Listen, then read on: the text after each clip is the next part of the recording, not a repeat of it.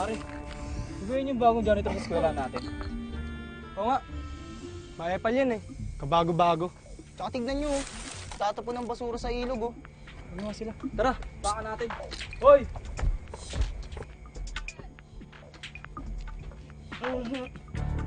Ikaw, masyado ang pepal ah. Ang dahil mo sinasabi tungkol sa pagtatapon ng basura, tapos ikaw itong tatapon dito? Wala namang ganyan lang. Naninipa yung hininga mo. Ah! Eh! Boss! Sumilang ko! Bagong gawa yan! Bagong gawa to! My nose! My nose! Hop! Sarge! Saan kayo pupunta? Mayabang ka na kasi may powers ka eh. O sige, hindi ko na lang gagamitan ng kamay. Kanya, pare.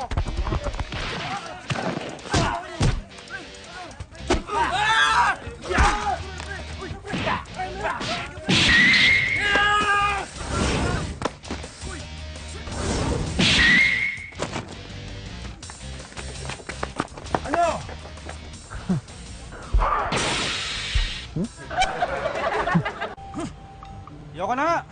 Ano? Kulang ba? Kulang ba? Ito unahin ko to. Itong naninipa yung hiningi, ha? Ha?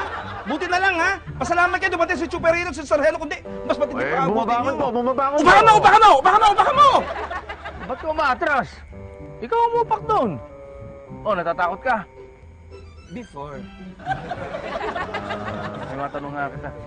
Bakit ka nga pala ginugulpin itong mga to? Pinagtripan po ako ng mga hayop na yan. Ba't ka pinagtripan? Di ba nga nakwento ko nga po sa inyo, umextra po akong janitor dyan sa eskwelahan. Oo. Tapos yung mga hinayupak na yan, yung mga estudyante doon. Ano ba kasing ginagawa mo dito? Nagtatapan ako ng basura doon.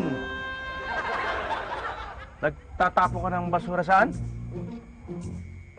Sarge. Doon!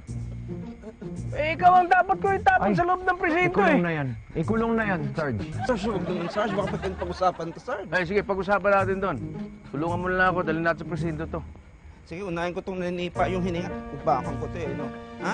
Sipain kita eh, ha? Tindi ko kahit nakahiga. Kung naninipa pa na.